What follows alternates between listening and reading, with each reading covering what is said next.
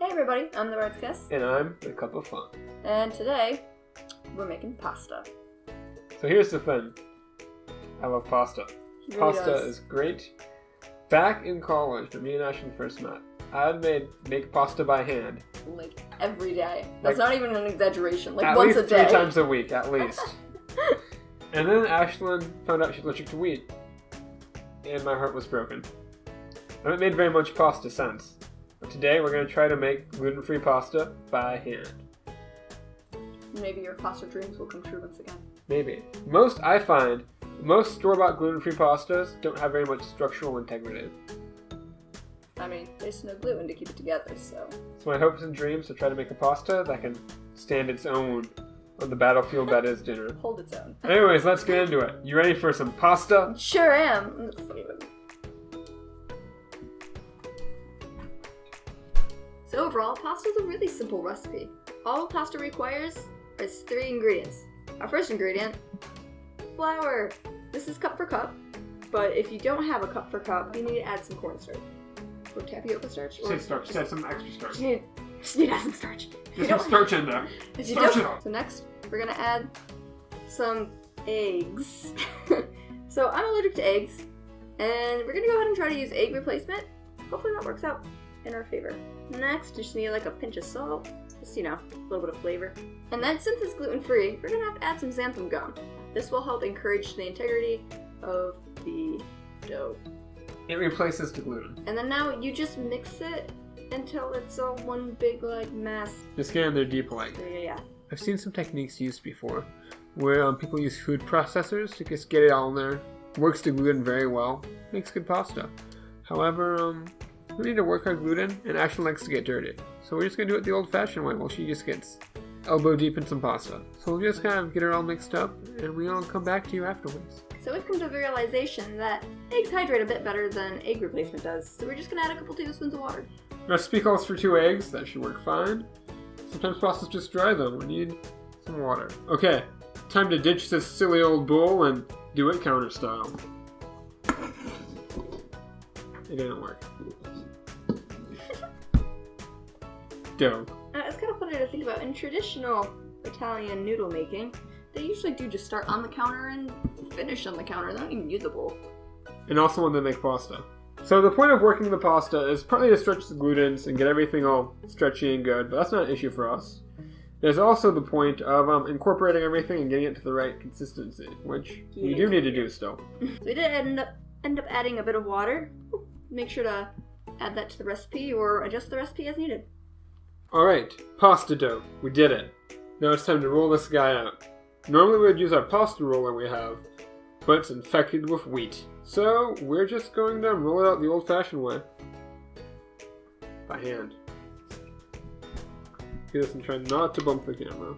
After breaking it into parts so I can roll it out easier, I have 3 identical pieces of dough. Totally identical. All the same. They look exactly the same. Now I'm going to take these bad boys, cut them up, and get to work. The pasta magic will happen. Ashlyn, do you want long noodles or short noodles? Long noodle. We're going long, okay. So I'm just going to freehand this way. I'm gonna leave it up to him because I'm bad at straight lines. Well, that's just going to be that. This is almost linguine. Almost. I'm not proficient in straight lines, but I am proficient in trying my best. Here's another one of those moments where you think, why didn't I just use my pasta roller? Oh wait. Now we have our nice, beautiful, evenly cut, don't ask questions, pastas. So a good way to manage it is to put it into little nests so you can just drop it into the pasta. I'm just having trouble over here. Just gonna nest that bad boy up, nestly crunch. We're gonna do a few more. Now it's important to either work fast or cover your pasta, otherwise it'll dry out and get sad. We're doing both.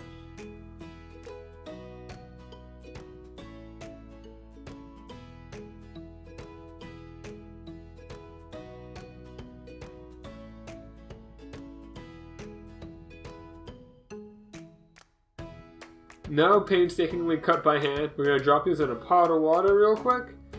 Fresh pasta cooks much faster than dry pasta, so give it like a minute to 1 to 3 minutes, depending on how hot your water is and how thick your noodles are.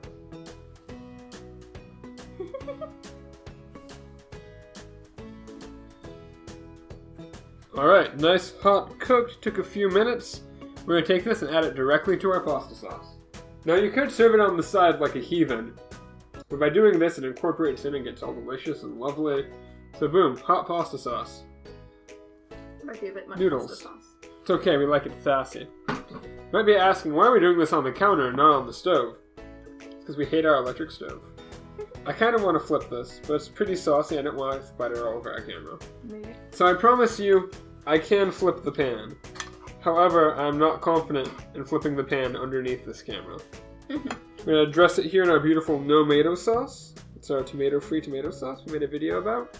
Check it out. Check card. It's that way. That way. Nice and dressed up. We're going to take her and move her to a beautiful little bowl. Take it and put it somewhere else.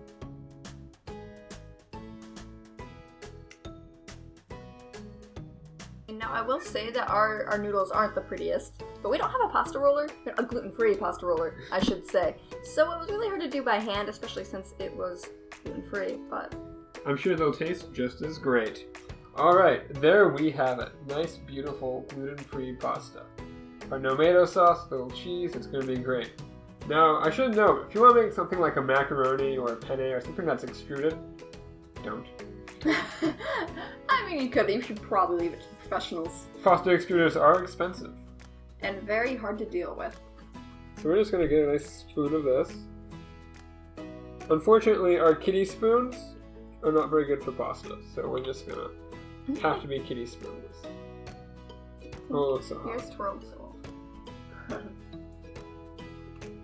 Oh, it's pasta. Noodles are a little thick, I think. But it's pretty good. Had a big bite.